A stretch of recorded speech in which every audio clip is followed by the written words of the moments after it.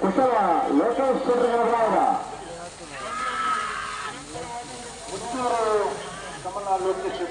ಕುಶಲ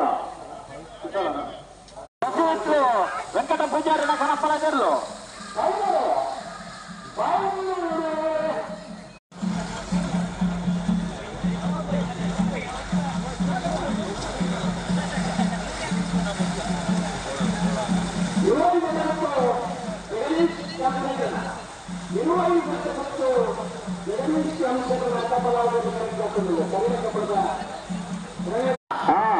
ಐಕಳವಾದ ಕಾಂತಾವಾರ ಬುಧವಾರ 7 ಕಡೆ ಗಮನ ಕೊಟ್ಟಾರೆ.